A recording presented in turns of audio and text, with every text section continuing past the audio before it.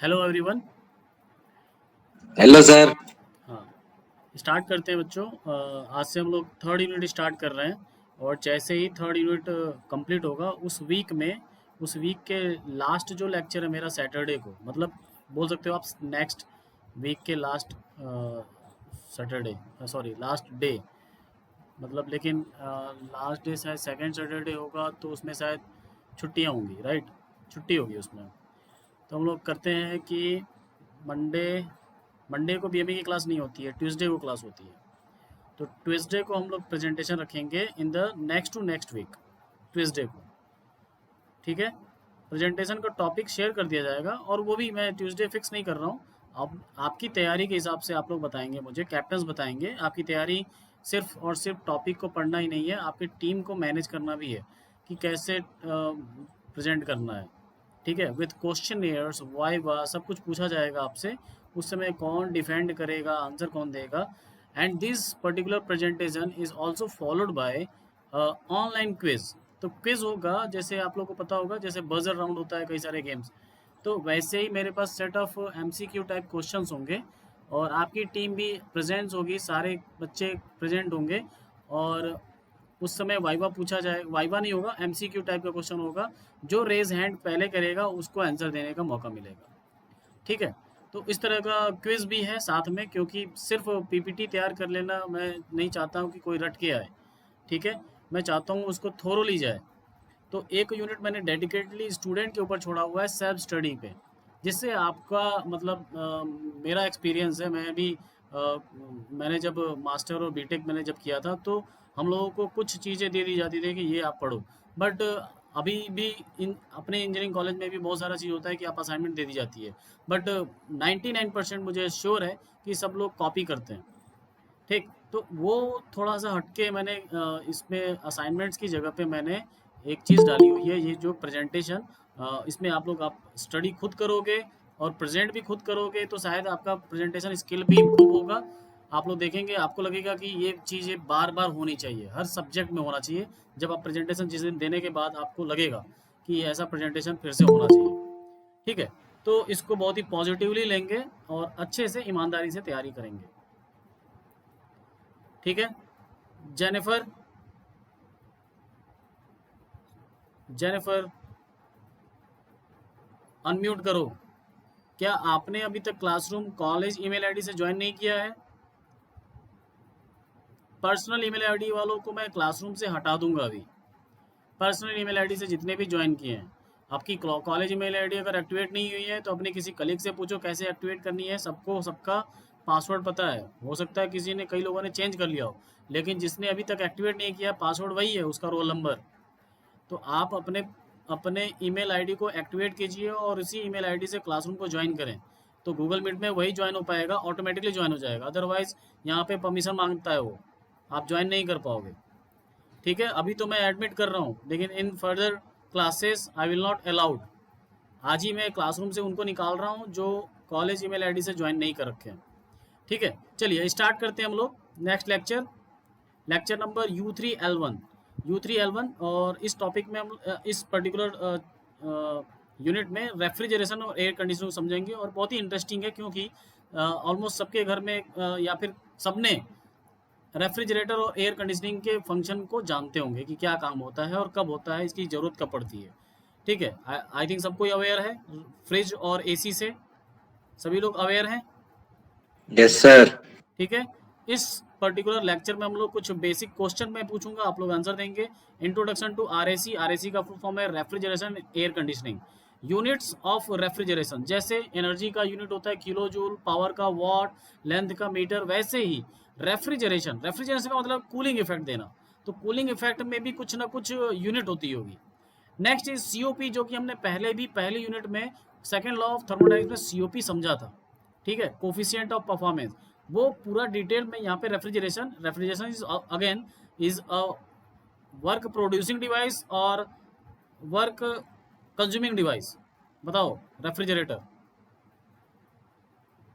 Refrigerator is work producing device और work consuming device? I think screen is visible to all,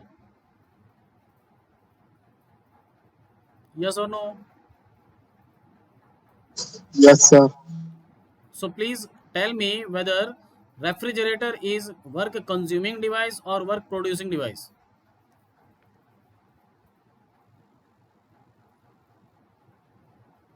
कोई नहीं बोल रहा है बेटा, किसी का इंतजार नहीं करना है कि वो बोल देगा वो बोल देगा। जिसको आता है unmute yourself and speak out.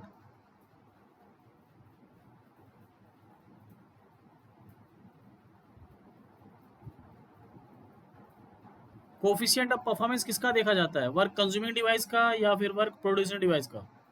And efficiency किसका देखा जाता है? किसके एफिशिएंसी की बात होती है, वर्क प्रोड्यूसिंग डिवाइस या work consuming device? Sir work producing Work device. producing. Work efficiency producing किसकी देखी डिवाइस। जाती है? एफिशिएंसी किसकी देखी जाती है? Work Work producing device. Very good. और सीओपी?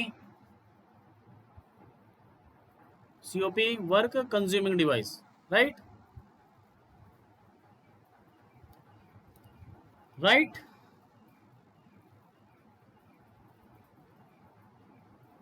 कन्वर्सेशन चाहिए मुझे, नहीं तो मैं ऑनलाइन क्लास नहीं लूँगा। बहुत सारे लोग आ रहे हैं, सर ऑनलाइन क्लास लीजिए, ऑनलाइन क्लास लीजिए,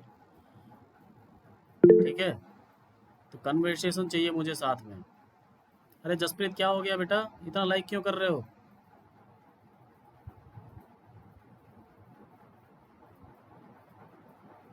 पूछा जा रहा है तो स्पीक, अनम्यूट करके बात कीजिए।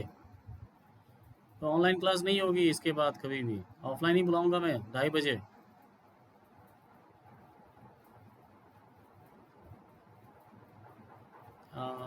Abhay Kumar Pandey, yes sir. हाँ बताओ, बताओ क्या भाई। बताऊं? क्या बताऊं सर?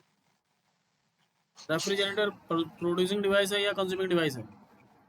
प्रोड्यूस प्रोड्यूस करता है, वर्क प्रोड्यूस करता है। सर वर्क कंज्यूम करके सर फिर कूलिंग प्रोवाइड करता है। कूलिंग प्रोवाइड करता है ना। वर्क का मतलब क्या है, मोशन। क्या रेफ्रिजरेटर आपको मोशन यस। देता है? नहीं सर।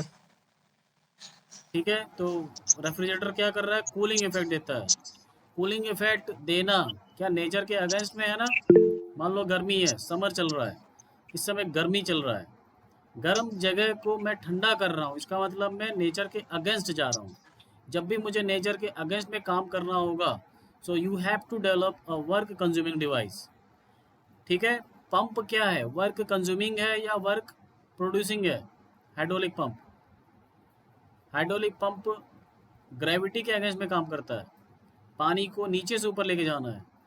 नेचर क्या कहता है, पानी अपने आप ऊपर से नीचे आएगी, लेकिन हमने क्या किया, नीचे से ऊपर भेजा, तो उसके लिए क्या लगाया हमने, work consuming device, that is hydraulic pump. ठीक है, वैसे ही रेफ्रिजरेटर भी है। अब स्टार्ट कर रहा हूँ मैं, मेरे को कन्वर्सेशन चाहिए, अदरवाइज मैं क्लास कैंसिल कर दूंगा, ध्यान रखिएगा। ठीक है, जिसको जो कुछ मैं पूछ रहा हूँ आपको आंसर देना है। ठीक है, आंसर देना है, जिसको आ रहा है, गलत सही जो भी है आंसर आपको देना है। आप पूछिए, डाउट कीजिए, कन्वर्सेशन होगा तो ही मज़ा आएगा क्लास में, अदरवाइज पूरा बोरिंग लगेगा ऑनलाइन। मैं ऑनलाइन के फेवर में नहीं हूँ। ठीक है, स्टार्ट करते हैं। Basic question air. तो क्वेश्चन एयर मेरा ये है, जैसे आप लोग ये जो डायग्राम देख रहे हो, इसमें आपको क्या लगता है, ये क्या है पीछे ये वाला, इसमें क्या दिखाया जा रहा है, बताओ ये क्या है?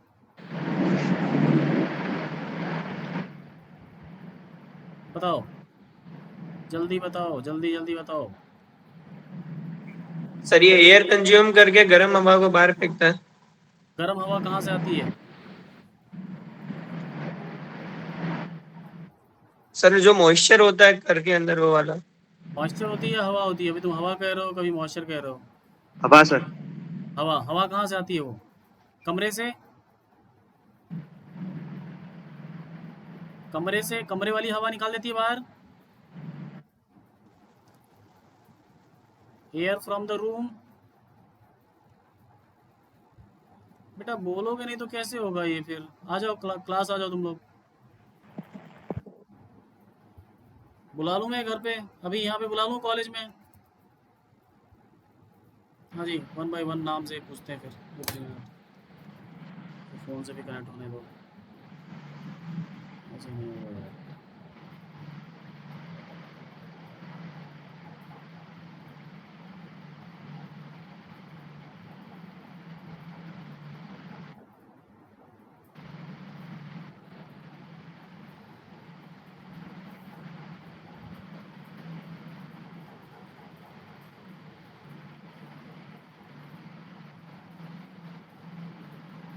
हाँ जी गरिमा, गरिमा बताओ।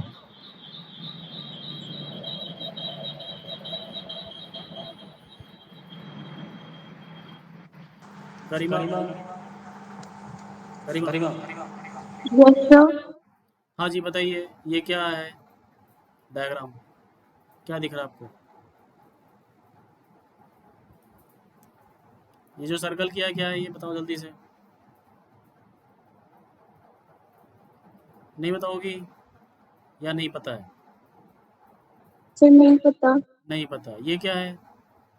तो नहीं पता ये भी तो बोल सकती हो ना। ये क्या बताइए जल्दी से। AC AC. और ये पीछे कभी नहीं देखा आपने? क्या? ये देखा नहीं है कभी भी, ये जो राइट साइड में है? देखा तो है। देखा है, किसके साथ रहता है ये? जहाँ एसी होता है वहाँ पे AC होता के है, साथ लेकिन पता नहीं क्या है। ठीक है, कुछ लोग कह रहे हैं बाहर हवा, होता है। हवा निकालता है। हवा कहाँ से निकालता है मैं पूछ रहा हूँ, नहीं बता पा रहे हैं आप लोग। हवा क्या बाहर का ही हवा बाहर निकाल देता है, कि कमरे का हवा हाँ, बाहर निकालता है? कमरे का। अच्छा, रूम कमरे से का अगर हवा हवा बाहर निकालेगा, निकालता है। देखो कमरे का अगर हवा निकाल देगा तो कमरे में ऑक्सीजन खत्म हो जाएगी और आप मर जाओगे, जो एसी के अंदर कमरे के अंदर है। ठीक है, अंदर का हवा तो नहीं निकालता बेटा, गर्म हवा बाहर निकालता है। गर्म हवा बाहर निकालता है, तो फिर अंदर ठंडा हवा आता कहाँ से? सर एटमॉस्फेयर से हवा लेता है, गर्म हवा फिर उसको ठंडी हवा करके रूम में भेजता है। तो ये एटमॉस्फेयर से हवा लेता है ये? वाह। हाँ सर। अभी तक मैं यही चाह रहा था, मुझे मज़ा आएगा पढ़ाने में। क्यों? क्योंकि मुझे एकदम आपका कॉन्सेप्ट पूरा मतलब ब्लंडर है। ठीक है, तो अब देखिएगा कितना मज़ा आएगा। कौन सा हवा बाहर आ रहा है, कौन सा बाहर नहीं जा रहा है, ये सब हम लोग देखेंगे। कौन सा बाहर आ रहा है, कौन सा अंदर जा रहा है, ये सारा ब्लंडर कॉन्सेप्ट है। ठीक है, हम ऊपर ऊपर देखते हैं, जस्ट लाइक अ लेमैन। हम लोग एज ए इंजीनियर या एज ए साइंस स्टूडेंट हम लोग नहीं सोच पाते हैं, नहीं सोच पा रहे हैं। ये आपका हो सकता है स्कूलिंग कैसा है आई डोंट नो, बट हमें समझना पड़ेगा कि कैसे क्या चीज़ें कैसे काम करती हैं। ठीक है, तो आगे बढ़ते हैं। अब ये जो डायग्राम है ये क्या बता रहा है, ये क्या है? फ्रिज। फ्रिज है। इसके बारे में हमने पहले भी बात की हुई है, फ्रिज के बारे में। ठीक है, फ्रिज के बारे में हमने समझा है पहले भी, और थोड़ा सा आसानी से समझेंगे। ये फ्रिज के पीछे का कंपोनेंट्स दिख रहा है आपको? Yes sir. Yes sir.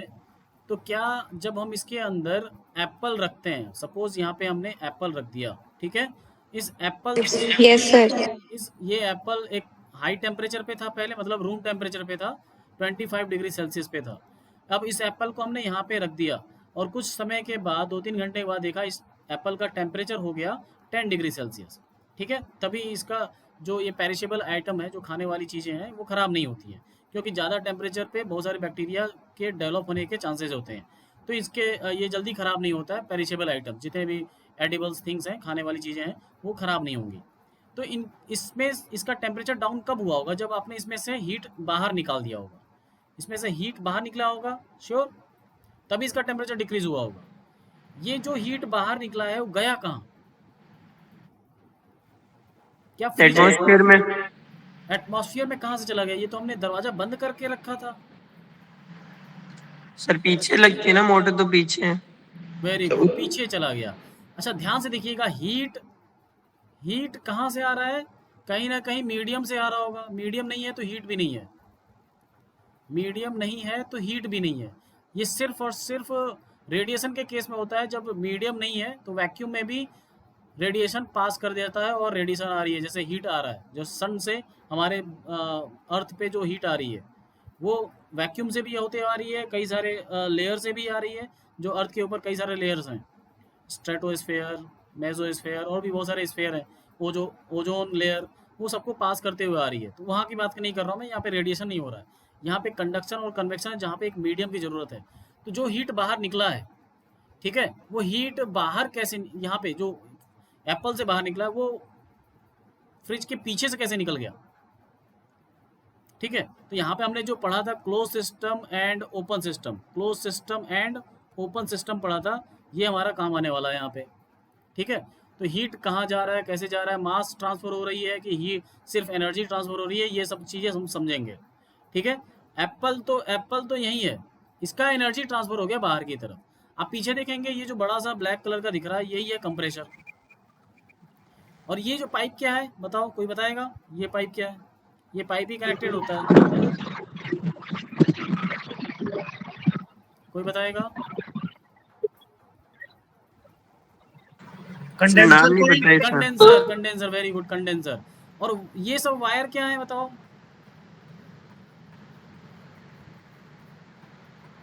ये वायर क्या है? सपोर्टिंग वायर्स हैं। कंडेंसर ऐसे हमने कॉइल बना दिया ना इसको, अब ये लूज हो सकता है, इसलिए हमने वायर पीछे लगा दिया सपोर्टिंग। आप देखेंगे ना इसको ज्वाइंट किया गया है वेल्डिंग करके पीछे से। ठीक है। आप कभी देखेंगे आपके घर में, आप लोग सभी लोग शायद घर में ही हो, तो आप क्लास के बाद आप देखना थोड़ा सा कि इसको वेल्डिंग किया गया है, सब सपोर्टिंग वायर लगाया गया है। अच्छा, ये कंडेंसर वायर को ऐसे क्वाइल्ड क्यों किया गया, ऐसे ऐसे सीधे क्यों नहीं भेज दिया गया? शौक सर नहीं ज्यादा आवे लंबी होती है इसलिए। ज़्यादा लंबी होती छोटी कर लो भाई, ये कौन सी बात है? ये देखो कैसा आंसर दे रहा है ये। सर, शौक नहीं आवे ताकि शॉक ना मिले? शॉक कहाँ से मिलेगा भाई? यहाँ कौन सा वाइब्रेशन होने वाला है? ये क्या इसको सड़कों पे लेके चलने वाले हो क्या, कि जहाँ पे बम्पर आ जाएगा फिर वहाँ पे उछल जाएगी फ्रिज? कौन सा शॉक ना मिल जाए? ये बताया भी है मैंने पहले। ठीक है, अब मैं फिर से पूछ रहा हूँ, why this coils are needed to be very lengthier, और लेंथ ज़्यादा रखा गया, क्यों रखा गया ज़्यादा? और अगर रखा गया तो उसके बाद हमने, अब तुम्हारा आंसर सही है जिसने बोला कि सर लंबी होती है इसलिए इसको क्वाइल कर दिया जाता है, वेरी गुड। लेकिन मैं क्वेश्चन पूछूँ आपसे कि लेंथ क्यों ज़्यादा रखा गया, छोटा क्यों नहीं बना दिया गया? लेंथ बढ़ाने से, मैंने पहले भी बताया है, हीट ट्रांसफ़र आसानी से होता है। एरिया लेंथ बढ़ाने से एरिया भी बढ़ जाएगा, सरफेस एरिया, HA∆T। ठीक है। तो ये जो एरिया हमने बढ़ाया, सरफेस एरिया, जिसकी वजह से हीट ट्रांसफ़र बढ़ गया। ठीक है।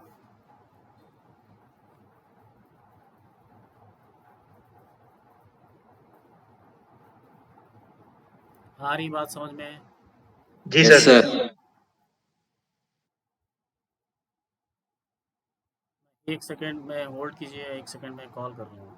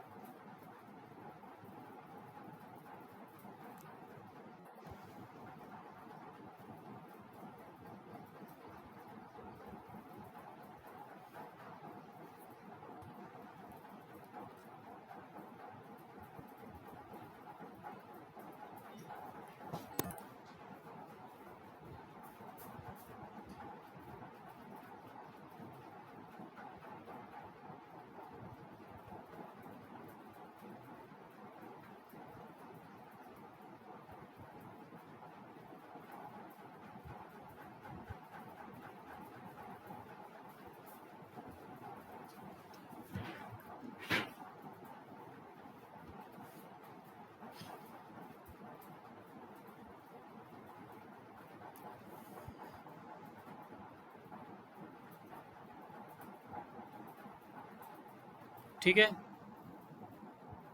तो एरिया इंक्रीज करने के लिए हमको कॉइल को लंबा रखना पड़ता है, और लंबा ज़्यादा हो गया इसलिए इसको कॉइल बनाना पड़ा, इसलिए कंडेंसर कॉइल बोलते हैं इसको। ठीक है, आगे बढ़ते हैं। अब ये आपको स्क्रीन पे दिख रहा है, ये ग्लास ऑफ वाटर दिख रहा है आपको? Yes sir. Yes sir. तो इस ग्लास ऑफ वाटर में मैं क्या दिखाना चाह रहा हूँ,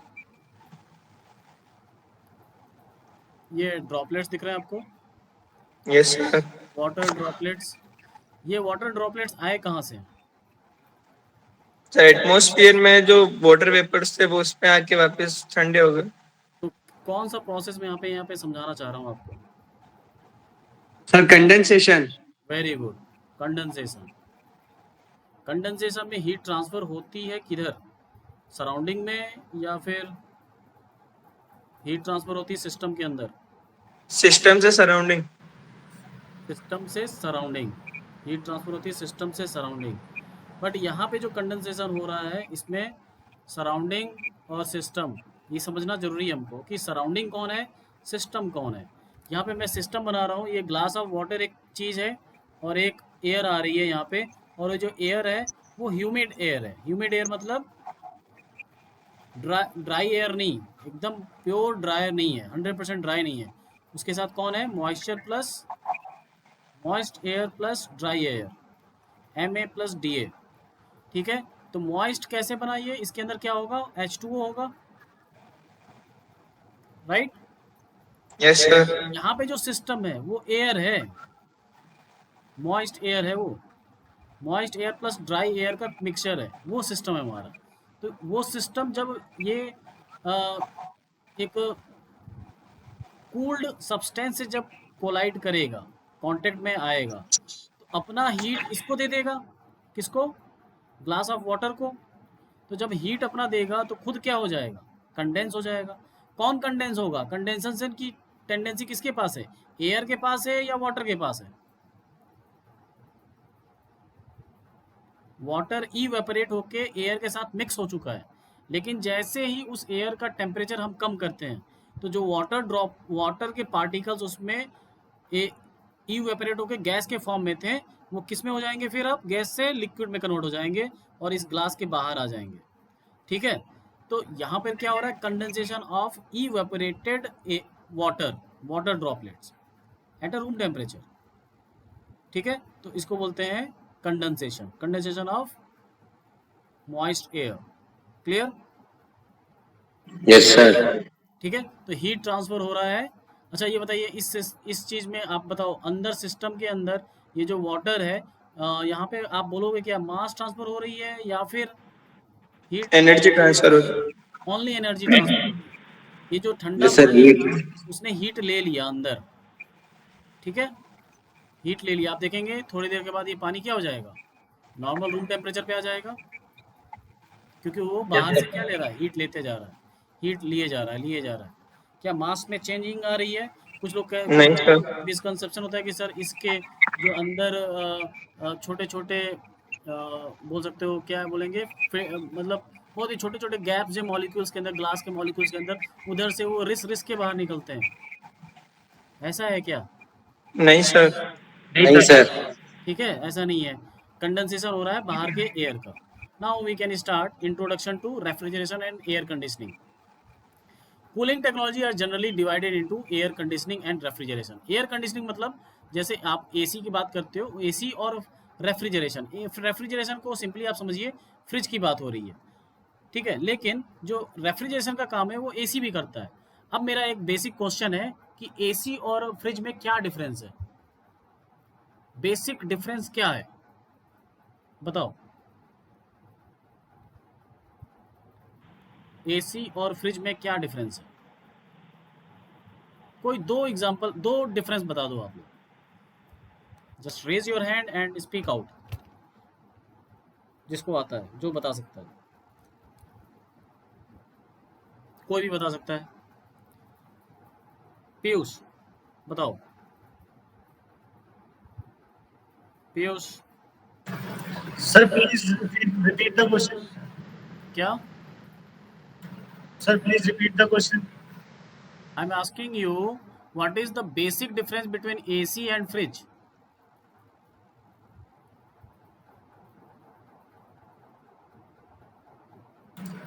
सर अभी याद नहीं आ रहा आवाज नहीं आ रही? सर, याद नहीं आ रहा अभी अभी याद नहीं आ रहा? इसमें याद क्या करना है भाई? तुम एसी फ्रिज के बारे में जानते तो होगे। इसमें याद क्या करना है? रटना सर, थोड़ी है। अरे यार, मैं एसी पूरे पहले रूम पढ़ा को थोड़ी चुका हूँ। मैं आपको ये दोनों चीज पढ़ा थोड़ी चुका हूँ, आप बोल रहे हो याद नहीं आ रहा है। You are not getting my point कि डिफरेंस बताइए। आप लोगों ने जो जितना देखा है उसके हिसाब से बताइए। सर एसी लार्जर एरिया को कूल करने में काम आती है और फ्रिज जो है वो एक लिमिटेड एरिया को कूल करने में काम आता है। अच्छा, अगर मैं फ्रिज को ओपन कर दूं तो? सर वो उस टाइप फंक्शन नहीं कर पाएगा वो। क्यों नहीं कर पाएगा? सर उसकी गैस निकल जाएगी। गैस निकल जाएगी? अरे देखो, सर एक और ब्लंडर कॉन्सेप्ट। एसी से ठंडी हवा देता है और फ्रिज चीजें ठंडी करता है। क्या? एसी से ठंडी हवा देता है और फ्रिज से ठंडी चीजें ठंडी करता है। अरे वाह, हवा ठंडी हवा देता है, गजब। सर रेफ्रिजरेटर थर्मल एनर्जी का ट्रांसफर करता है एट कोल्ड टेम्परेचर। एक मतलब एनर्जी का ट्रांसफर करता है at cold temperature refrigerator. Cold temperature. Yes sir. और एसी क्या क्या करता है? वो सर थर्मल एनर्जी को बाहर निकालता है। थर्मल एनर्जी को बाहर निकालता है। एसी फ्रिज भी तो कर रहा है। अभी बताया मैंने, पीछे से हवा वो हीट निकल जाती है, एप्पल की हीट बाहर निकलती है। अभी हम समझेंगे उसको, बट अभी के लिए तो मैंने बता दिया था कि एप्पल का जो हीट है उसको फ्रिज भी तो पीछे से निकाल रहा है ना, कंडेंसर से। कैसे निकालता है वो समझेंगे बाद में। सर एसी जो है ना वो ठंडी हवा बाहर फेंकता है और जो रेफ्रिजरेटर है वो मतलब क्लोज रखता है ठंडी एयर को, मतलब एक जगह पे। एक जगह हवा को क्लोज रखता है, मतलब हाँ सर, अगर जस्टिस फ्रिज से कह में रहे हैं। खोल दूं तो हवा बाहर Thank निकल जाएगी उसकी। सारा गड़बड़ है भाई, पूरी हालत खराब है। चलो, इसीलिए बेसिक इंजीनियरिंग समझना जरूरी है, अदरवाइज आप पे लोग हंसेंगे। आप कोडर बन जाओगे फिर भी लोग हंसेंगे। ठीक है, पहले आपको लोग इंजीनियर समझेंगे, बाद में कोडर समझेंगे। चलिए, अच्छा, इसीलिए शायद AICTE ने बेसिक चीज़ें डाली हैं। ओके, तो देखिए, अच्छा, इससे भी ब्लंडर में आंसर देता हूँ जो मुझे पिछले कुछ साल के एक्सपीरियंस से पता चला है बच्चों के आंसर से। कुछ स्टूडेंट कहते हैं सर AC दीवार पे लगाई जा सकती है और फ्रिज को ज़मीन पे रखा जाता है। वाह, बढ़िया आंसर है, क्यों? इसके बाद कुछ स्टूडेंट ने आंसर दिया था सर AC वाइट कलर की होती है और फ्रिज किसी भी कलर का हो सकता है। नहीं, तो ऐसा है क्या? वाइट कलर रखने का रीज़न भी है? सब कुछ हम साइंटिफिक सोच सकते हैं कि नहीं सोच सकते हैं? सबने फिजिक्स पढ़ा है, केमिस्ट्री पढ़ा है, हम साइंटिफिक क्यों नहीं सोच पाते हैं? बस ऐसे ही। तो वाइट कलर का क्यों है आपको पता है? Black body radiation. Black body क्या होती है? हीट को एब्जॉर्ब करती है। Yes sir. सारे all type of radiation get absorb by the black body, इसलिए वो ब्लैक दिखती है। और वाइट क्या करता है? सबको रिफ्लेक्ट कर देता है। इसलिए मोस्टली हम चाहते हैं AC किस कलर का हो? वाइट कलर का हो, लाइट कलर का हो। ठीक है, बट ऐसा कोई जनरलाइज नहीं है कि वाइट कलर का ही होगा। हो सकता है किसी ठंडी जगहों पे जहाँ पे AC को वार्मिंग के लिए यूज़ किया जाता हो, वहाँ पे हो सकता है दूसरे कलर का हो। ठीक है, ऐसा जनरलाइज नहीं है। ठीक, दूसरा केस अभी मैंने यहाँ पे लिखा हुआ है, air conditioning technology are defined as those that are used for to maintain acceptable thermal comfort. Thermal comfort, human को कंफर्ट कब होता है? या तो उसका टेम्परेचर बैलेंस रहे बाहर का, इन्वायरमेंट का, एज वेल एज सिर्फ टेम्परेचर नहीं है, humidity is very much important. Humidity, आप अगर इन्वायरमेंट में ह्यूमिडिटी में बढ़ा दूँ, ह्यूमिडिटी मतलब नमी, नमी बढ़ाने का मतलब है आपको बहुत स्वेटिंग होने लगेगी। वो एक्सटर्नल स्वेटिंग है, वो बाहर से जो नमी है वो आपके शरीर के ऊपर, बॉडी के ऊपर वो चिपचिपा बनाने लगेगा, फिर आप इससे डिस्कम्फर्ट फील करोगे। ठीक है, तो ह्यूमिडिटी को कंट्रोल करना एज वेल एज एयर के टेम्परेचर को भी कंट्रोल करना AC का काम है। और फ्रिज का काम सिर्फ और सिर्फ टेम्परेचर को कंट्रोल करना है। एसी नहीं चाहता कि एप्पल का ह्यूमिडिटी कम हो जाए, नहीं तो उसको चिपचिपा फील होने लगेगा। एप्पल चाहता है क्या? अरे चाहता है क्या? No sir. No sir. Okay, sir हाँ ठीक ठीक ठीक ठीक है। तो एयर कंडीशनिंग क्या है? Humidity as well as temperature को कंट्रोल करना, and refrigeration is only use to control temperatures. दूसरा सबसे बड़ा डिफरेंस है, दो ही डिफरेंस मैंने पूछा था आपसे, दो डिफरेंस, और दोनों आप लोगों ने नहीं बताया, थोड़ा भी नहीं बताया। ठीक है, इसका मतलब आप लोग बस टेक्नोलॉजी का मजे ले रहे हो, टेक्नोलॉजी को हम समझ नहीं रहे हैं, समझने की कोशिश भी नहीं कर रहे हैं। अब वो किससे एक्सपेक्टेशन होगी? साइंस स्टूडेंट से होगी और इंजीनियरिंग स्टूडेंट से होगी ये चीज़ें समझने की, बट शायद वो भी अब इन सब चीज़ों से इंटरेस्ट हटा ही रहे हैं। ठीक है, तो टेम्परेचर को कंट्रोल कौन करेगा? सिर्फ टेम्परेचर को रेफ्रिजरेशन। और एयर कंडीशनिंग क्या करेगा? Humidity as well as temperature control करेगा। ठीक है, और दूसरा डिफरेंस क्या है कि टेम्परेचर रेंज एसी में 60 to 30 होता है। इंडिया में की बात कर रहा हूँ मैं, इन केस ऑफ इंडिया। ठीक है, 16 to 30 डिग्री सेल्सियस। और रेफ्रिजरेशन में है sometimes below 0 degree Celsius. Fridge आप आइस बना सकते हो ना? Yes, ice sir. टेम्परेचर आपको 0 से नीचे लेके जाना पड़ेगा। ठीक जी है, सर। तो फ्रिज का जो लोअर टेम्परेचर है एसी से बहुत ही कम है। ठीक, लेकिन एसी बहुत ही कम एरिया को ठंडा करना चाहता है। एरिया मतलब वही जो कंपार्टमेंट है उसका, ठीक है, उतने को ही ठंडा करना चाहता है। इसलिए इसमें उतनी बिल जो इलेक्ट्रिसिटी बिल है उतना ज़्यादा नहीं आता जितना एसी का आता है। लेकिन वर्क अगर मैं बोलूँ कि अगर सेम एरिया के लिए वर्क करना पड़े तो फ्रिज को ज़्यादा काम करना पड़ेगा। सेम एरिया समझ रहे हैं आप लोग? Yes sir. मान लीजिए Yes, sir. एसी चलाना है और फ्रिज को खोल के रख देना है। ठीक है, तो अब फ्रिज क्या करना चाहेगा? पूरे कमरे को ठंडा करना चाहता है। तो किसको ज़्यादा काम करना पड़ेगा?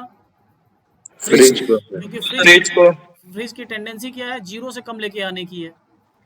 ठीक है, तो कौन ज़्यादा नेचर के अगेंस्ट काम कर रहा है? रूम टेम्परेचर को 0 पे लाना या रूम टेम्परेचर को 16 डिग्री सेल्सियस लाना?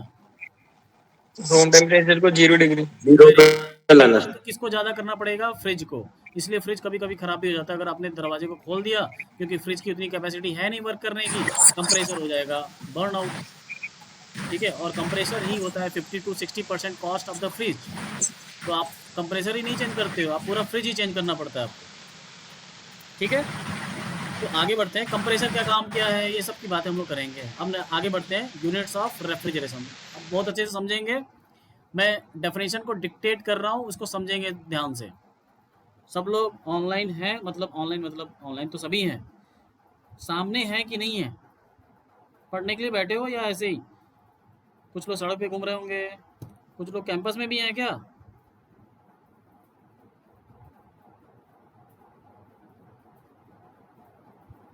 सब पता चल जाएगा मुझे, नोट्स से पता चल जाएगा। अगले दिन ही मैं notes मांगूंगा on Saturday.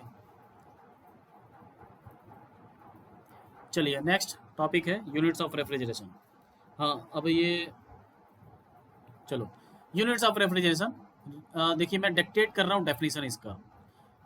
Units of refrigeration, ये बताओ, एनर्जी का नहीं लग रहा है आपको? इसका होगा, एनर्जी होना चाहिए ना, क्योंकि एनर्जी बात कर रहे हैं हम लोग, एनर्जी की तो बात कर रहे हैं। एनर्जी बाहर निकालना है, एनर्जी अंदर लाना है, right? Yes sir. Yes sir. ठीक है, तो ध्यान से सुनिएगा। और एनर्जी पर सेकंड का मतलब क्या होता है? एनर्जी पर सेकंड इज पावर। ठीक है, तो अब ध्यान से सुनिए, मैं डेफिनेशन सुना रहा हूँ इसका। It is the amount of energy, अब मैं पहले एक बार डायग्राम बना लेता हूँ, देखिएगा। एक है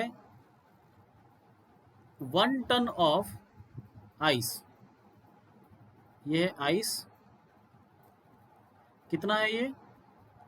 1 टन। ठीक है, 1 टन में कितना केजी होता है? 100 1000। 100 को क्विंटल बोलते हैं, है ना? 1000 केजी।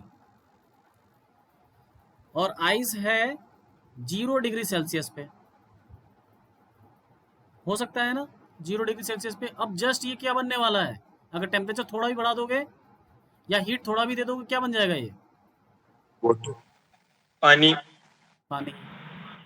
देखो पानी, पानी बता रहा है ये, सही है। पानी कितने केजी में बनेगा? केजी कम हो जाएगा क्या? कम हो जाएगा, ये देखो इसका मास कम हो जाएगा। देखो कितना बढ़िया आंसर दे रहा है ये। अरे मास कैसे कम हो सर जाएगा? सर स्टेट चेंज होगी, मास तो वही रहेगा। वेट कैसे चेंज हो जाएगी? अरे सर वेट क्या? State state state state, very good very good. अच्छा आइस, आइस क्या होता है? वाटर लिक्विड ही होता स्टेट। है, H2O, ठीक है। और यहाँ पे क्या बन जाएगा? वाटर। ये भी क्या है? H2O। तो सब्सटेंस तो चेंज नहीं हुआ, इसका स्टेट चेंज हो गया। अब लेकिन वाटर भी कितने पे मिलेगा आपको? 0 डिग्री सेल्सियस। फेस चेंज होते वक्त टेम्परेचर चेंज नहीं होता है, ठीक है। अब ध्यान से सुनिए, बताइए इसमें हीट देना पड़ा होगा या हीट लेना पड़ा होगा? मैं थोड़ा सा डायरेक्शन चेंज कर रहा हूँ, मैं इधर रख रहा हूँ वाटर और यहाँ पे रख रहा हूँ आइस। अब बताओ हीट, इस ये जो ट्रांसफॉर्मेशन है, इसमें हीट दोगे या लोगे? इससे लेंगे सर। लेंगे ना, इसमें से हीट आप निकालोगे और ये हीट जो निकल रही है वो फेस चेंज करने के लिए हो रही है। तो इस हीट को बोला जाता है latent heat, latent heat LH। और ये होता है M into L, latent heat multiply by mass. होता है कि नहीं है? ठीक है।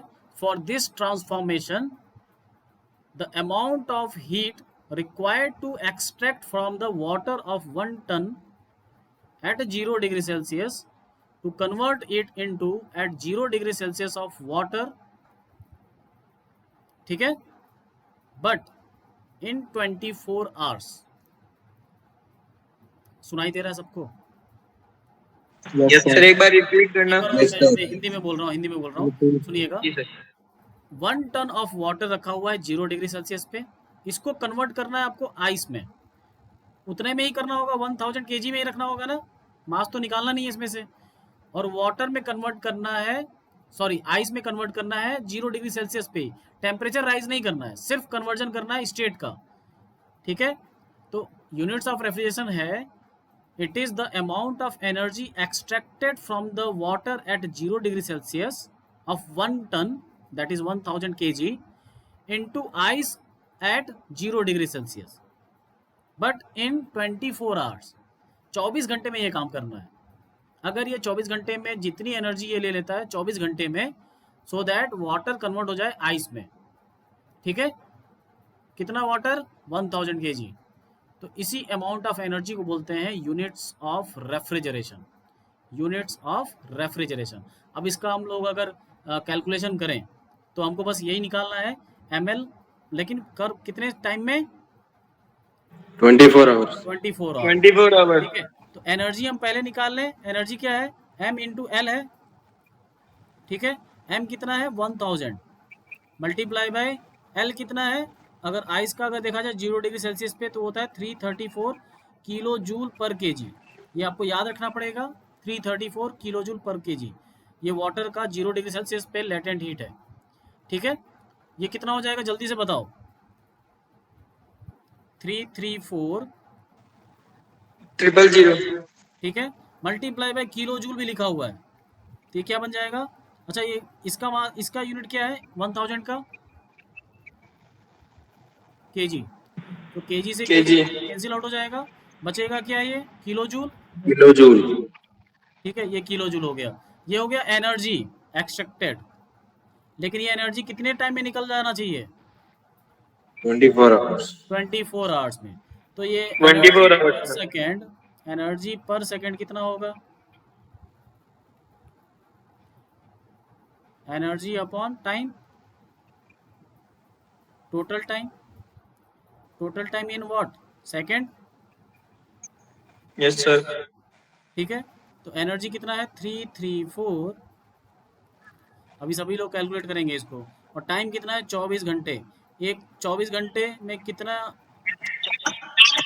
24 घंटे, उसके घंटे को मिनट में बदलने के लिए किससे मल्टीप्लाई करोगे? 60 से, और उस मिनट को सेकंड में कन्वर्ट करने के लिए 60 से। बोलो, अब जल्दी से कैलकुलेट करके बताएंगे आप लोग। 0 से 0 कैंसिल किया मैंने एक, और एक और कैंसिल कर दिया, कितना आया यहाँ से आंसर?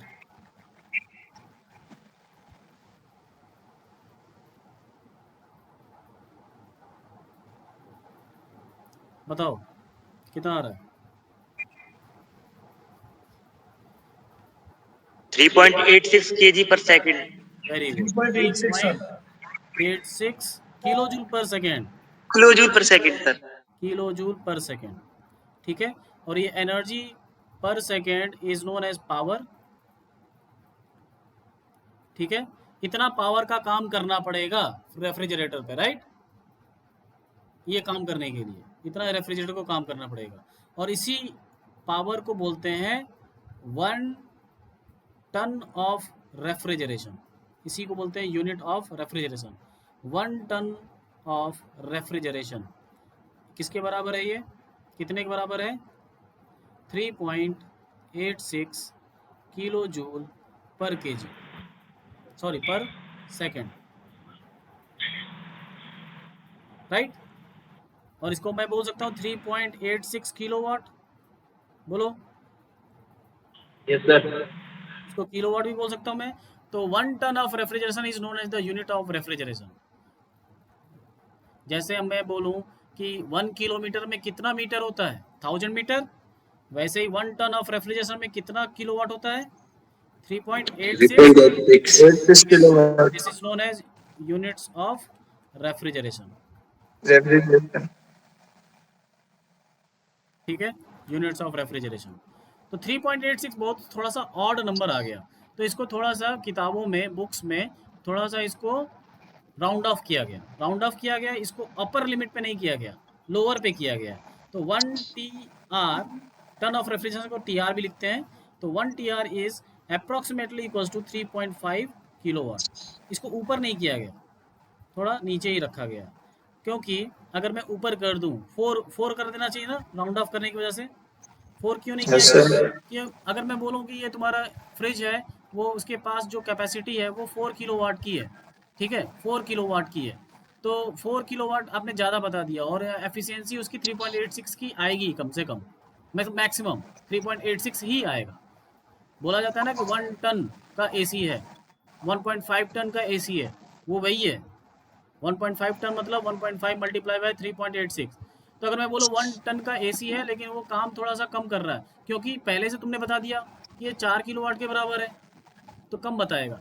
लेकिन अगर आपने बताया कि नहीं 1 टन 3.5 किलोवाट के बराबर है, तो थोड़ा सा ज़्यादा बताएगा, तो AC लगेगा कि सही काम कर रहा है, नहीं? ठीक है, यस सर। इसलिए राउंड ऑफ थोड़ा पीछे दिखाया गया, कि थोड़ा सा पीछे कर दिया जाता है, ताकि ज़्यादा भी मिले तो आपको प्रॉब्लम ना लगे, और कम होगा तो कितना कम होगा? 3.5 के आसपास ही पहुंचेगा, ठीक है। तो 3.86 को राउंड ऑफ करने के बाद 3.5 किलोवाट किया गया, for the sake of simplicity in the calculation purpose के लिए 3.5 कर दिया गया। 2 टन बोलूँगा तो 7 बोल दोगे आप, नहीं तो 3.86 को आपको मल्टीप्लाई करना पड़ेगा, कैलकुलेटर निकालना पड़ेगा आपको, राइट? क्लियर है? Yes sir. 4 क्यों नहीं किया गया ये समझ में आना चाहिए बस। 4 क्यों नहीं किया गया? 4 नहीं किया गया, कितना किया गया? 3.5। आगे बढ़ते हैं। COP, किसी को समझ में नहीं आया बता दो। सैटरडे को आपका नोटबुक चेक किया जाएगा, सैटरडे को। और मुझे पता है जैसे मैं ये बोलता हूँ तो स्टूडेंट गायब हो जाते हैं, उनको लगता है एक अटेंडेंस गायब होने से क्या हो जाएगा, ठीक है। तो जिस दिन मैं बोलता हूँ वो अटेंडेंस बहुत ही इंपॉर्टेंट होता है उस दिन का, ठीक है। Important not in the terms of कि मैं आपको कोई पनिश करूँगा, बहुत इंपॉर्टेंट होता है एग्ज़ाम पॉइंट ऑफ व्यू से, ठीक है।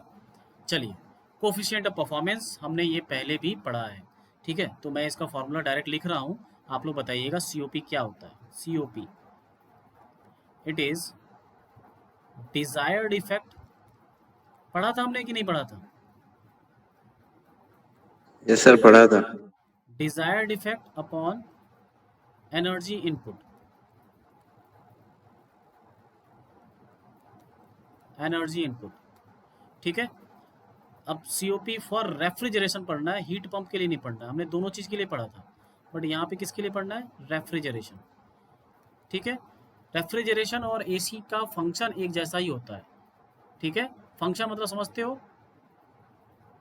अगर फ्रिज के अंदर मैं एक ब्लोअर लगा दूं जो एक हवा खींचे और एक हवा बाहर निकाले, तो फ्रिज भी एसी जैसा काम करेगा। फ्रिज के अंदर लगा दिया तो एसी और फ्रिज में अंतर है ही नहीं। जो उनके जितने भी कंपोनेंट है, सारे इंपॉर्टेंट कंपोनेंट्स एग्जैक्टली सेम है। टेम्परेचर का डिफरेंस है क्योंकि कंप्रेसर अलग टाइप के हैं। ठीक है, तो अब देखते हैं। अभी तो मैंने बताया था इसको क्लॉसियस स्टेटमेंट से समझने को, बताया था आपको Clausius statement of second law of thermodynamics. Clausius statement, इसको रिमाइंड करेंगे फ्रॉम फर्स्ट यूनिट। ठीक है, फर्स्ट यूनिट में जाके आप लोग पढ़ेंगे इसको जब नोट्स आप प्रिपेयर करोगे। तो क्लॉसियस स्टेटमेंट ने बोला था, क्लॉसियस स्टेटमेंट में बोला गया था कि it is impossible to make a device which can transfer heat from low temperature to high temperature. ये लो टेम्परेचर है T2 और ये T1। और 99% स्टूडेंट, जबकि मैंने बार बार बोला था कि टेम्परेचर को आपको डिग्री सेल्सियस से केल्विन में कन्वर्ट करना है, बट 99% स्टूडेंट जिसने ये अटेम्प्ट किया था क्वेश्चन, सब ने डिग्री सेल्सियस पे ही सॉल्व कर दिया था। ठीक है, जबकि मैंने क्लास में बोला था कि ये गलतियां होंगी और टेम्परेचर हमेशा डिग्री सेल्सियस में दिया जाएगा। ठीक है, चलिए, ये रेफ्रिजरेशन है, तो ये क्या पॉसिबल है? Low temperature to high temperature, T2 is greater than less than T1। बताओ, क्या ये पॉसिबल है? हीट ट्रांसफर करना from low temperature to high temperature.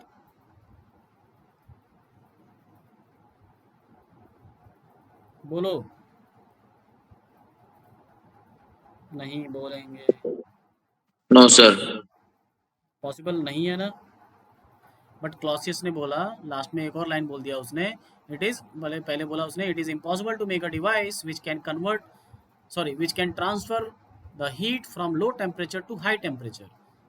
ठीक है, बट एक लाइन एक्स्ट्रा ऐड किया, विदाउट एन एक्सटर्नल वर्क। अगर आप एक्सटर्नल वर्क नहीं करोगे इसके ऊपर तो ये पॉसिबल नहीं है। बट क्या मैं इस पर वर्क करके ये पॉसिबल कर सकता हूँ? जी सर। ठीक है, तो वर्क अंदर अगर हमने इसके ऊपर कर दिया तो ये पॉसिबल हो जाएगा। वर्क कौन करेगा फ्रिज में? कंप्रेशर। ठीक है, यस सर।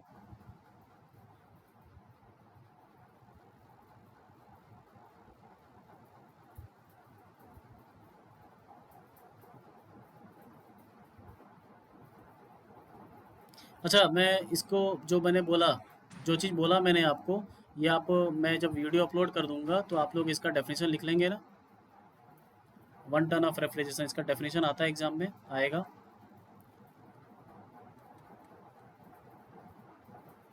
ठीक है, कोफिशिएंट ऑफ परफॉर्मेंस का आपको मैंने पहले ही बताया, desired effect upon energy input. Desired effect refrigerator के लिए डिजायर्ड इफेक्ट है Q2। Q2 is the desired effect, desired effect.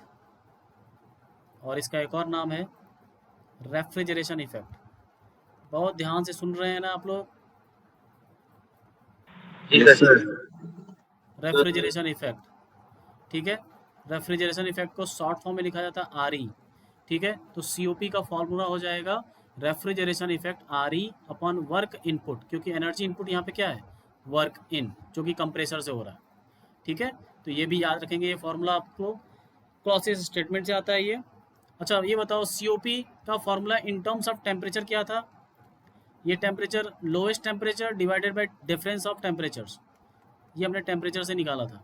ठीक है, अब मैं अगर आपसे पूछूं COP ऑफ समर, ये पहले मैंने बात किया है क्या? COP ऑफ समर और COP ऑफ विंटर। COP का मतलब है कोफिशिएंट ऑफ परफॉर्मेंस, या फिर बोल सकते हो एनर्जी इनपुट। एनर्जी इनपुट मतलब अगर एनर्जी इनपुट कम है, इसका मतलब COP क्या है? ज़्यादा है। COP क्या है? ज़्यादा है। तो COP कब ज़्यादा होगा? समर में रेफ्रिजरेटर का COP अच्छा होगा या फिर विंटर में? बताओ। समर में। समर में क्यों ज़्यादा अच्छा होगा? देखिए सर एक्सटर्नल वर्क कम करना पड़ेगा सर। समर में कम करना पड़ेगा, क्यों भाई? विंटर में कम करना पड़ेगा वर्क एक्सटेंड। विंटर में कम करना पड़ेगा ना। ये फ्रिज है, इसमें आपने क्या रख दिया, एप्पल रख दिया, ठीक है, ध्यान से सुनिएगा। और एक और फ्रिज है इधर, ये समर में है और ये विंटर में है, ठीक है। यहाँ पे भी मैंने एप्पल रख दिया। किसको ठंडा करना आसान होगा भाई, बताओ? विंटर वाले को। विंटर वाले को ना, ठीक है, विंटर वाले को आसान होगा ठंडा करना। कैसे, देखिएगा, बाहर का टेम्परेचर क्या है, दोनों का डिफरेंस है ना, बोलो। Yes sir. अंदर का जो टेम्परेचर होता है वो T2 होता है, लोअर टेम्परेचर। लोअर टेम्परेचर को हमने T2 से लिखा है, और बाहर का temperature T1 of the summer, और ये T1 ऑफ द विंटर। तो कौन सा टेम्परेचर ज़्यादा है, T1S या फिर T1W, बोलो? फ्रिज के अंदर का टेम्परेचर तो वही रहेगा, क्योंकि फ्रिज एक तरह से डिज़ाइन की गई है, ऑन जैसे किया टेम्परेचर अंदर उसने मेंटेन कर दिया। कौन सा टेम्परेचर ज़्यादा है, T1S या फिर T1W, ज़्यादा कौन है, बता ही नहीं पा रहे हैं सर ज्यादा मतलब बाहर सर टेम्परेचर बाहर का T1S ज्यादा है सर। T1S समर का ज्यादा है। इन्वायरमेंट का टेम्परेचर वही तो T2 होता है, जो फ्रिज के पीछे कंडेंसर अपना हीट ट्रांसफर करेगा बाहर वाले टेम्परेचर पे। सिंक, सोर्स और सिंक आप लोग भूल गए सब। यहाँ पे सोर्स कौन है, सिंक कौन है, सिंक कौन है, यहाँ पे T1 है जहाँ पे हीट आ रही है। यहाँ सोर्स कौन है, नीचे है, भूल गए सब, ठीक है। तो COP देखिए, COP का फॉर्मूला मैंने बता दिया, T2/T1 माइनस T2। T2 तो कांस्टेंट रहेगा, समर हो चाहे विंटर हो, फ्रिज के अंदर का टेम्परेचर। T1 किस में ज़्यादा है, समर में ज़्यादा है, T1 ज़्यादा है, तो ये पूरा जो डिनोमिनेटर वो ज़्यादा हो जाएगा। यस और नो? Yes sir. COP क्या हो जाएगा, कम हो जाएगा, कम हो जाएगा या नहीं? COP of the summer is lesser than, sorry, COP of the summer is lesser than COP in the winter. इसका मतलब ये है, कंक्लूड आप ये कर सकते हो कि विंटर में सेम फ्रिज को यूज़ करने पे, सेम चीज़ को ठंडा करने पे आपका इलेक्ट्रिसिटी बिल कम आएगा, ठीक है, क्लियर? अब ये देखिए, ये डायग्राम देखिए, आप क्या समझ पा रहे हो उसमें?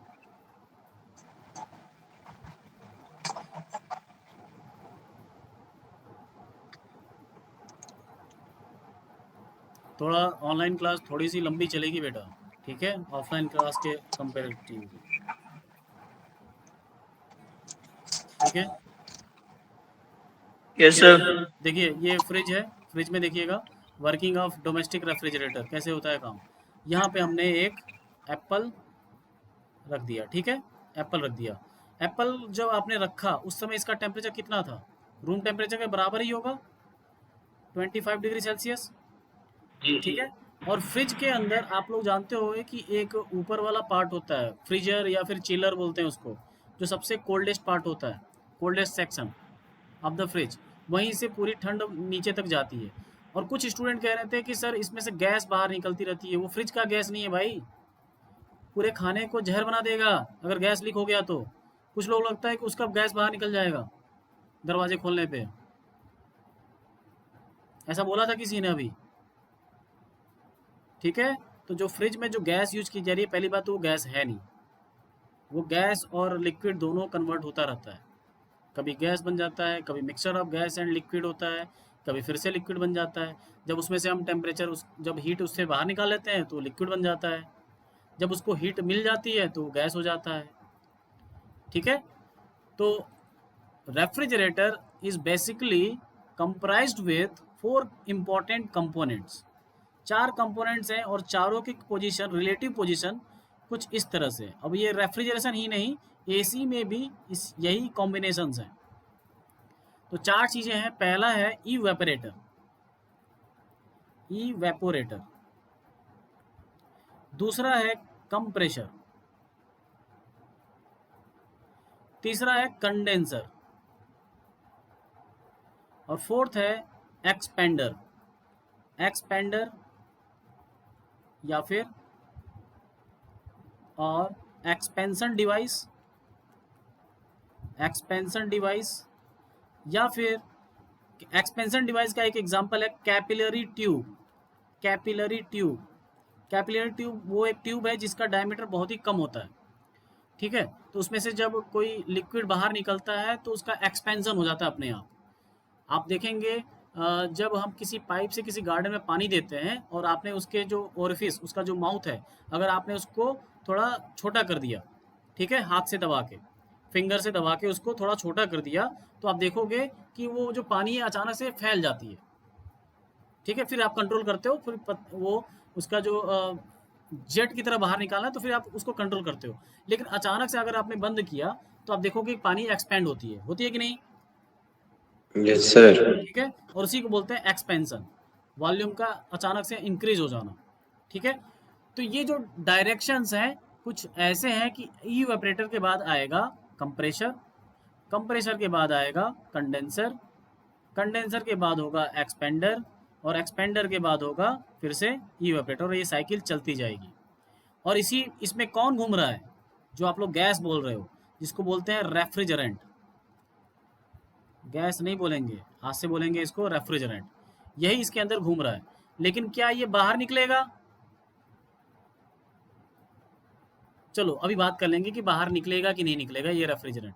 अब ये 4 कंपोनेंट हैं कहाँ फ्रिज पे। जो ऊपर का पार्ट आपको दिख रहा है ये है, अच्छा शॉर्ट फॉर्म में लिख दूं मैं इसका नाम EVP, इसका नाम है COMP, इसका नाम है COND, और इसका नाम है EXP, ठीक है, ध्यान से देखिएगा इसको, ठीक। तो इसका नाम है, जो ऊपर है जो फ्रिज के अंदर होता है वो है EVP, इवेपोरेटर। अब देखो ये कहाँ जा रहा है, जब इसमें से देखिए एप्पल आपने रखा, इसका टेम्परेचर कितना था 25 डिग्री सेल्सियस, और आपने फ्रिज को ऑन रखा है तो फ्रिज के अंदर टेम्परेचर लगभग हो गया है 5 डिग्री सेल्सियस के आसपास। कितना हो गया है? 5 डिग्री सेल्सियस, जो चिलर पार्ट है, ठीक है। समझ में आ रहा है यहाँ तक? Yes sir.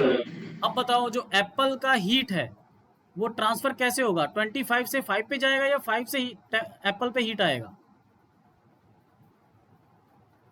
एप्पल से हीट बाहर निकलेगी या एप्पल के ऊपर हीट आएगा?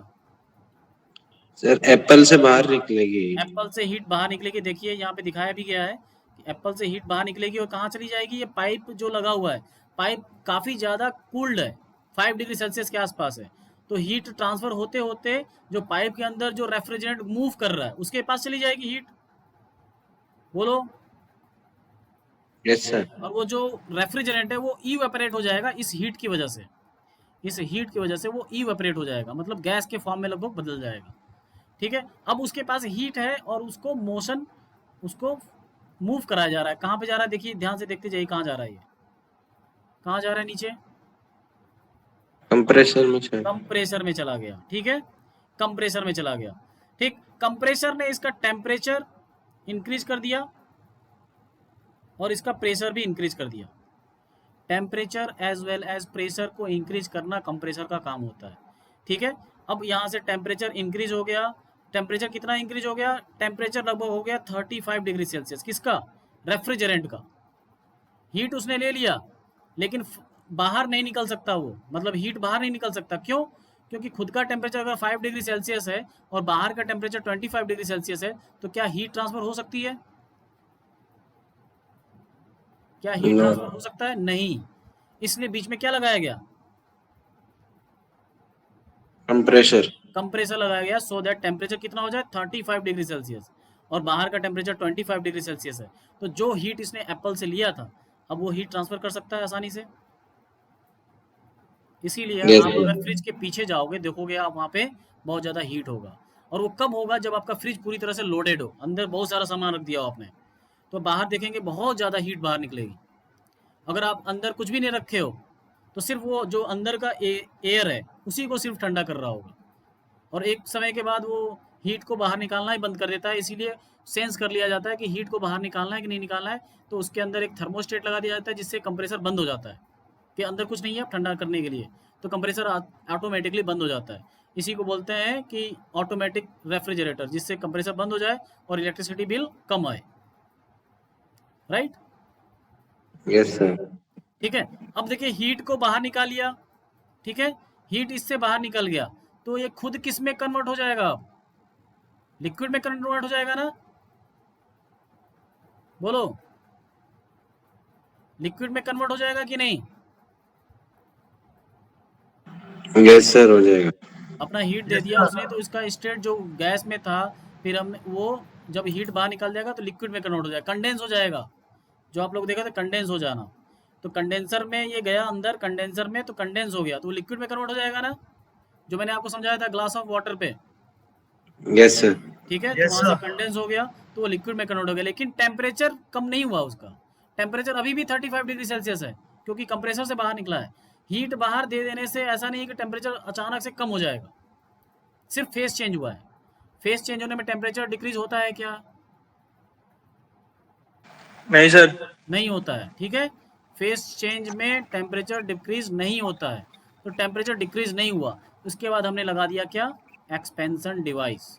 एक्सपेंशन डिवाइस क्या करेगा? कंप्रेसर का जस्ट उल्टा करेगा। क्या करेगा? एक्सपेंशन, वॉल्यूम को इंक्रीज करेगा। वॉल्यूम को इंक्रीज करने पे देखिए क्या होता है, PV = nRT, वॉल्यूम को इंक्रीज करेगा। इंक्रीज करने पे प्रेशर क्या हो जाएगा? डिक्रीज, ठीक है। और एक्सपेंशन इतना ज़्यादा होने वाला है जिससे प्रेशर इतना ज़्यादा कम हो जाएगा कि टेम्परेचर भी डिक्रीज होगा। तो एक्सपेंशन कंप्रेसर का जस्ट अपोजिट है, प्रेशर को डिक्रीज करना, टेम्परेचर को भी डिक्रीज करना, ठीक है। तो अभी ये एक्सपेंशन के बाद फिर से कहाँ जा रहा है? अंदर। अंदर कहाँ जा रहा है बताओ? इवेपोरेटर में। इवेपोरेटर के पास जा रहा है, ठीक है। ये मैंने लिख दिया COMP and this is condenser COND and last one is EXP। ये सारा चीज़ यहाँ पे 1 by 1 सीक्वेंस में आता रहता है और ये साइकिल चलती जाती है, ठीक है। Yes sir. समझा दिया है, बाकी काफ़ी स्टूडेंट को समझ में आ चुका होगा I think. Yes sir. Yes sir. Okay, application आप लोग पढ़ लेंगे, सबको पता होगा एप्लीकेशन ऑफ रेफ्रिजरेटर। ऐसा नहीं है सिर्फ खाने के काम में यूज होता है, आपको पता है कार्स में भी होता है, एयरक्राफ्ट में भी होता है, सिनेमा हॉल्स में भी होता है, हॉस्पिटल्स में होते हैं, ठीक है। और भी बहुत सारे industrial area like petroleum refineries, जैसे मैंने बताया था कि पेट्रोल एक रूम टेम्परेचर पे ही वोलाटाइल हो जाता है, वो बाहर निकल जाता है, ठीक है। तो वहाँ पे टेम्परेचर क्या करने की जरूरत है? डिक्रीज, ठीक है। Yes sir. ठीक है, कई सारे रिसर्च लैबोरेटरीज में हमको क्रायोजेनिक फ्लूइड्स की जरूरत पड़ती है। क्रायोजेनिक फ्लूइड्स जो फ्यूल बनाने के काम आती है, क्रायोजेनिक फ्यूल्स बनाने के काम आती है, रॉकेट फ्यूल्स, हाँ यहाँ लिखा हुआ है ना क्रायोजेनिक फ्यूल। तो वहाँ पे रिसर्च लैबोरेटरीज में कई सारे सैंपल्स होते हैं कि उस मान लो कि मेडिकल इंडस्ट्रीज है, तो वहाँ पे कुछ सैंपल्स हैं जो हाई टेम्परेचर पे काम नहीं करेंगे। जैसे कोरोना का जो कोविड का जो वैक्सीन बन रहा था वो बहुत ही लो टेम्परेचर पे बनाने की ज़रूरत थी, ठीक है, ताकि उसके जो वायरस की जो स्टडी हो रही थी वो बहुत ही ज़्यादा टेम्परेचर पे उस और भी एक्सपेंड हो सकता था, उसमें बहुत सारे चेंजेस आ सकती थी। तो हमने उसको क्या किया? लो टेम्परेचर पे यूज़ किया। तो वहाँ पे भी रेफ्रिजरेशन की ज़रूरत पड़ती है। कई सारे इलेक्ट्रॉनिक डिवाइसेज या सुपर कंप्यूटर, उसके जो प्रोसेसर हैं वह अगर ज़्यादा काम करते हैं तो ज़्यादा काम करेंगे तो इलेक्ट्रॉन का मोशन फास्ट होने लगेगा। इलेक्ट्रॉन फास्ट होंगे तो दो इलेक्ट्रॉन के बीच में फ्रिक्शन होगा, फ्रिक्शन से टेम्परेचर राइज होगा। टेम्परेचर राइज होने की वजह से आपको पता है R = R0 alpha delta T, R = R0 alpha plus delta T। Resistance, temperature increase होने पे रेसिस्टेंस भी क्या हो जाता है? इंक्रीज हो जाता है, ठीक है। रेसिस्टेंस इंक्रीज होगा तो करंट कम हो जाएगा, करंट कम होगा तो प्रोसेसर काम करना बंद कर देगा, इसीलिए हैंग होने लगता है। तो जहाँ भी बहुत ही सर्वर रूम है या फिर जहाँ पे सुपर कंप्यूटर्स काम कर रहे हैं, जहाँ पे कंप्यूटर बहुत ज़्यादा काम करना होता है, वहाँ पे हम चाहते हैं कि वो AC में रहें, एयर कंडीशनिंग में रहें, ताकि टेम्परेचर मेंटेन रहे, ठीक है। उसके बाद रेफ्रिजरेंट, लास्ट टॉपिक है आज का, रेफ्रिजरेंट जो मैंने बात किया जो अंदर। तो बताओ ये पहले बताओ आप लोग, यहाँ पे जो लिक्विड घूम रहा था क्या वो बाहर निकला कहीं से? नो नहीं सर सर। नो। सर। ये क्लोज सिस्टम है या ओपन सिस्टम है?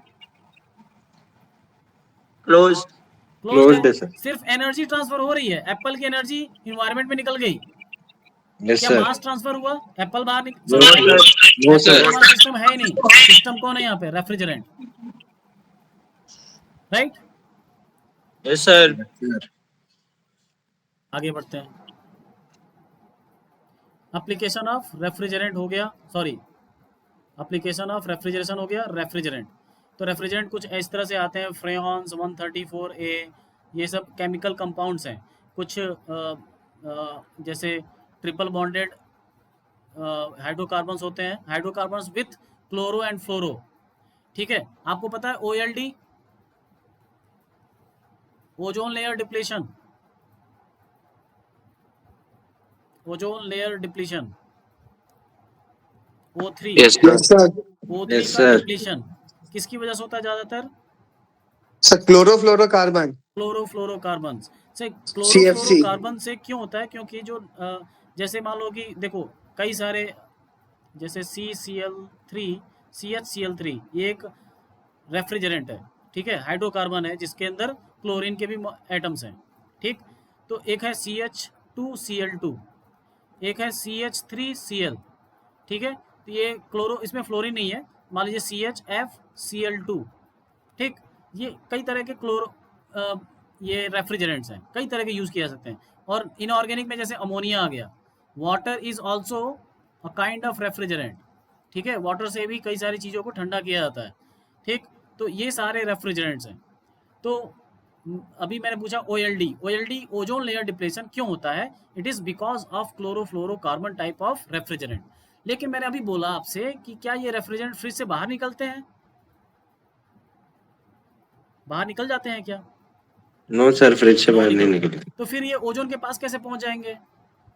ये बोला जाता है, एक टाइम था जब रेफ्रिजरेटर को बैन करने की बात हो रही थी, because ozone layer is going to be depleted in upcoming 10 years. ऐसा बोला जा रहा था कि लगभग बहुत बड़ा मेजर पार्ट ओजोन लेयर का डिप्लीट हो जाएगा because of refrigerator and air conditioning. तो उनको ज़्यादातर जो रेफ्रिजरेटर हैं उनको घर पे यूज़ किया जा रहा था, और वो बहुत ही ईजिली रीच हो रहे थे, किसके साथ? ह्यूमन बींग के साथ। एसी आपने ऊपर रख दिया, वो तो ऊपर है, उसको आप टच नहीं कर सकते जल्दी, तो एसी आउट ऑफ रीच होता था मैक्सिमम, और रेफ्रिजरेटर बहुत ज़्यादा यूज़ किया जाता था, ठीक है। तो रेफ्रिजरेटर से लग रहा था कि ओजोन लेयर जल्दी जल्दी डिप्लीट हो रहा है, तो रेफ्रिजरेटर को पहले बैन करते हैं। लेकिन क्या रेफ्रिजरेंट बाहर निकल रहा था? नो सर, बाहर तो नहीं निकल रहा था। फिर डिप्लीट कैसे करेगा, कोई बता सकता है? और डिप्लीट क्या करेगा? पहले तो ह्यूमन बींग को खा जाएगा वो। बहुत सारे इसमें जैसे अमोनिया है, ammonia is a very toxic gas. Ozone के पास पहले जाएगा कि ह्यूमन के पास जाएगा पहले? यार उमन के पास। हाँ, तो कैसे डिप्लीट होगा भाई ओजोन लेयर? ठीक है, तो बताओ, देखिए कहाँ पर होगा? जहाँ पर इन सब चीज़ों की मैन्युफैक्चरिंग हो रही है, जहाँ पे इसको एक कंटेनर से दूसरे कंटेनर में भेजा जा रहा है। कई बार एक्सीडेंट हो सकता है फैक्ट्रीज में, तो अनॉर्मस अमाउंट ऑफ गैसेस रिलीज हो जाएंगी एटमॉस्फेयर में, ठीक है। एक कंटेनर से दूसरे कंटेनर, कई सारी दुकानों पे ऐसे छोटे छोटे कैंस पड़े होते हैं, जब वो फिलिंग करने आता है उस समय गैस लीक हो सकती है, बट ये बहुत छोटा अमाउंट है ओजोन को डिप्लीट करने के लिए। जहाँ फैक्ट्रीज़ हैं, अभी जैसे ही अगर मैं AC को 16 डिग्री सेल्सियस से कम करना चाहूँ तो नहीं हो पाता है, नहीं हो पाता है ना, क्योंकि ये नॉर्म्स हैं, गवर्नमेंट के नॉर्म्स हैं कि आप 16 से कम वाले फ्रिज AC आप मैन्युफैक्चर कर ही नहीं सकते। क्यों? क्योंकि अगर 16 से 15 पे आते हो तो आप अगेंस्ट नेचर और भी नीचे जाना चाहते हो, जिसकी वजह से आपको बहुत ज़्यादा वर्क करना पड़ेगा। वर्क किसको करना पड़ेगा? कंप्रेसर को करना पड़ेगा कि नहीं? बोलो। Yes sir. कंप्रेसर को बहुत ज़्यादा। देखिए 30 डिग्री सेल्सियस से 29 डिग्री सेल्सियस लाना आसान है, या फिर 16 से 15 लाना आसान है? किस में वर्क ज़्यादा करना पड़ेगा? बोलो। दोनों में टेम्परेचर डिफरेंस कितना है? 1। 1 का है, लेकिन फिर भी किस में वर्क ज़्यादा करना पड़ेगा? 16 to 15. 16 to 15। पता है क्यों? क्योंकि यहाँ पे आपने 30 से 16 पहले से ला रखे हो और मुश्किल हो रहा है। जैसे एग्जांपल लेते हैं, एक स्प्रिंग है, ठीक है। स्प्रिंग हमेशा चाहता है कि अपने मीन पोजीशन पे रहे। जब आप इस पे कंप्रेस करोगे इसको, तो क्या आपने स्टार्टिंग में जो कंप्रेस करने में जितना फोर्स लगा रहे थे, बाद में और कंप्रेस करने के बाद और फोर्स उतना ही लगाओगे या फिर और ज़्यादा लगाना पड़ेगा कंप्रेस करने के लिए for the same amount of deformation? ज्यादा लगाना पड़ेगा। ज़्यादा लगाना पड़ेगा। एग्जैक्टली सेम यहाँ पे हम नेचर के अगेंस्ट जो काम कर रहे हैं उसमें होगा, ठीक है। तो 1 डिग्री सेल्सियस टेम्परेचर डिक्रीज करने के लिए आपको बहुत ज़्यादा वर्क करना पड़ेगा। और कंप्रेसर आपको पता है किससे चल रहा है? इलेक्ट्रिसिटी से। इलेक्ट्रिसिटी के लिए आपको पता है आप थर्मल पावर प्लांट पे जाओगे। थर्मल पावर प्लांट में आपको पता है कोल आप जलाओगे। कोल जलाने से क्या होगा? क्या होगा सर? पॉल्यूशन क्रिएट होगा। पोल्यूशन क्रिएट होगा, राइट। और हम लोग क्या करते हैं? टेम्परेचर एकदम एसी में टेम्परेचर क्या कर देते हैं? 20 पे कर देते हैं और रजाई ओढ़ के सो जाते हैं। और हमको पता ही नहीं चल रहा है कि हम पूरा इन्वायरमेंट के साथ क्या कर रहे हैं, ठीक है। हमें पता नहीं चलता है। तो being an engineer and being a science student, हमको इस चीज़ों पे भी ध्यान देना चाहिए। अगर कोई भी ऐसा कर भी रहा है तो उसको लड़ के नहीं रोकना है। आप उसको समझाइए साइंस क्या है और क्लाइमेट चेंज क्या है, इन्वायरमेंट क्या है, ये सब समझाइए और उसके बाद उसको एक्शन लेने दीजिए खुद। आप जाके उसका मुंह बंद कर देना अचानक से जाके, ठीक है। और आप अगर ऐसा कर रहे हो तो प्लीज़ इसको कंट्रोल करें। कहीं भी आप देखते हो कि फ़ैन चलता है, मतलब ऐसे ही चल रहा है, पूरे क्लासरूम में पूरा फ़ैन चला के चला गया, आपको पता नहीं है वो फ़ैन में जो पावर आ रही है वो कहाँ से आ रही है, किसके कॉस्ट पे आ रही है। मनी नहीं बोल रहा हूँ मैं, किस कॉस्ट पे आ रही है, ठीक है। उस पावर को जनरेट करने के लिए कितना कोयला जल रहा होगा, ये अगर आप कैलकुलेट करोगे तो आप चौंक जाओगे कि उससे कितना पोल्यूशन क्रिएट होता है, ठीक है। Yes sir. ओके, तो कई सारे a good refrigerant must have the following properties. ये प्रॉपर्टीज आप लोग पढ़ लेंगे, आपको सिर्फ हेडिंग्स समझ में आना है। और देखो थर्मोडायनेमिक प्रॉपर्टीज जो है, आपको बस जो हेडिंग लिखी हुई है वो आपको मतलब हाई होना चाहिए कि या लो होना चाहिए, ये सब आपको समझना है अपने आप। केमिकल इनर्टनेस होना चाहिए। केमिकल इनर्टनेस मतलब दूसरे केमिकल्स के साथ रिएक्ट ना करे, क्योंकि रेफ्रिजरेंट जो पास हो रहा है अगर वो रिएक्ट कर गया, जो पाइप है, जो ट्यूब्स हैं उसके साथ ही रिएक्ट कर गया, तो वो ट्यूब क्या होता जाएगा? धीरे धीरे इरोड होता जाएगा, उसके मॉलिक्यूल्स खत्म होते जाएंगे तो वो लीक हो सकता है। तो केमिकल इनर्टनेस होना चाहिए रेफ्रिजरेंट के साथ। हाई हीट कैपेसिटी, जितनी ज़्यादा वो हीट एप्पल से ले पाएगा जल्दी से जल्दी वो उतना अच्छा होगा। इन्वायरमेंट इम्पैक्ट नॉन टॉक्सिक होना चाहिए। इन्वायरमेंटल इम्पैक्ट में टॉक्सिक नहीं आएगा, टॉक्सिसिटी केमिकल वाली स्टेबिलिटी में ही आएगा, ठीक है। इन्वायरमेंटल इम्पैक्ट क्या है? लो और जीरो ओजोन डिप्लेशन पोटेंशियल। जैसे अगर क्लोरीन जिसमें ज़्यादा है, क्लोरीन अगर ज़्यादा है तो क्लोरीन की सबसे बड़ी टेंडेंसी होती है कि ऑक्सीजन के साथ O3 के साथ बहुत जल्दी रिएक्शन करता है। इसकी reactivity with oxygen is very high, Cl minus. ये जब रिएक्ट करता है तो ऑक्सीजन बनाता है और OCl अमाउंट बनाता है, एक और OCl माइनस, ठीक है। तो ये क्या कर दिया? O3 को कन्वर्ट कर दिया ऑक्सीजन में, ऑक्सीजन चला गया इन्वायरमेंट में कहीं, तो ओजोन तो गायब हो गया। तो जिसमें क्लोरीन ज़्यादा होगा वही OLD करेगा। इसलिए अब जितने भी रेफ्रिजरेंट हैं उसमें ऐसा ध्यान दिया जाता है कि क्लोरीन की मात्रा उसमें कम हो। Clear? Yes sir. Low global warming potential, ये भी सही है। Physical properties appropriate boiling and condensing points. जैसे एप्रोप्रिएट मतलब जैसा आपको टेम्परेचर कम चाहिए ज़्यादा चाहिए, उसके बेसिस पे हमको उसकी बॉइलिंग पॉइंट्स होनी चाहिए। बॉइलिंग पॉइंट्स का रेंज नहीं होना चाहिए, पॉइंट होना चाहिए वो। कंपैटिबिलिटी विथ लुब्रिकेंट्स, लुब्रिकेंट्स के साथ कंपैटिबल हो। ऐसा नहीं कि बहुत जहरीला कोई मिक्स होने के बाद वो बहुत जहरीला कोई कंपाउंड बनाने लगा, टॉक्सिक कंपाउंड बनाने लगा।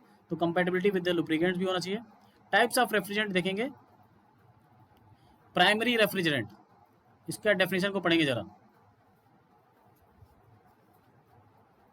The primary refrigerant is the substance directly responsible for absorbing heat in the evaporator and releasing it into the condenser, thereby facilitating the heat exchanges necessary for the cooling.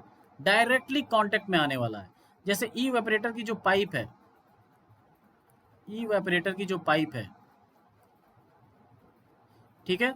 अब मेरा यहाँ पे Apple रखा हुआ है, ठीक है। इस एप्पल को क्या करना है, कूल करना है। तो हीट हम डायरेक्ट, और जो मेन रेफ्रिजरेंट है अगर इसी पाइप में मूव कर रहा है, इसी पाइप में मूव कर रहा है, आगे आगे बढ़ रहा है, तो इसका टेम्परेचर कम होगा पहले से 5 डिग्री सेल्सियस, और यहाँ से हीट ट्रांसफर होगी डायरेक्टली जो आप रेफ्रिजरेंट यूज कर रहे हो, तो इसको बोलते हैं प्राइमरी रेफ्रिजरेंट। प्राइमरी रेफ्रिजरेंट मतलब directly involve in the cooling process, that refrigerant is known as primary refrigerant, ठीक है। तो जैसे उसके कुछ है HCFC, hydrochlorofluorocarbons and hydrofluorocarbons, HFC, hydrofluorocarbons and hydrochlorofluorocarbons, ये कुछ एग्जांपल्स हैं। उसके बाद सेकेंडरी रेफ्रिजरेंट में इनऑर्गेनिक वाले आ जाते हैं। सेकेंडरी रेफ्रिजरेंट में इनऑर्गेनिक वाले जैसे H2O, हाइड्रो वाटर, ये कैसे होता है, देखिए सेकेंडरी रेफ्रिजरेंट किसी कूलिंग कॉइल में ये मूव करता है, बट इसको खुद कौन ठंडा करने वाला है, इसको कोई प्राइमरी रेफ्रिजरेंट इसको खुद कूल कर रहा होगा पहले से ही। कैसे कूल कर रहा होगा, इसका जो हीट है वाटर का, वो हीट प्राइमरी रेफ्रिजरेंट ने एब्जॉर्ब कर लिया, ठीक है। अब यहाँ पे अगर आप किसी सब्सटेंस को ठंडा करना चाहते हो, सपोज ये कोई सब्सटेंस है जिसको आप कूल करना चाहते हो वाटर से कूल होगा, तो ये हीट इसका इधर जाएगा, हीट, ठीक है। तो इसका मतलब इसमें क्या हुआ, secondary refrigerant is getting cooled by another primary refrigerant, and then this secondary refrigerant, that is water, is being used for the cooling purpose. Clear है? Yes sir. Yes sir. तो इसको बोलेंगे प्राइमरी रेफ्रिजरेंट। इसमें cooling effect कम होगा या नहीं? Secondary वाले case में कूलिंग इफेक्ट थोड़ा कम होगा ना? बोलो बोलो भाई। Yes sir. कम होगा ना? ठीक है। एग्जांपल्स के लिए water and glycol, brine solution, ये सारे हमारे सेकेंडरी रेफ्रिजरेंट्स हैं। क्लियर? Yes sir. तो आज का लेक्चर यहीं पे यस समाप्त। सर। आई थिंक सबको समझ में आया होगा, जो अटेंटिव होंगे, जो बैठे होंगे अपने नोट्स के साथ, ठीक है। हो सकता है कुछ लोग बाहर घूमते हुए कर रहे हो, कोई सब्जी मार्केट में भी हो सकता है, कोई अपनी खेतों में हो सकता है, I don't know, but ultimately आपको ये तैयार करना है, ठीक है। Thank you.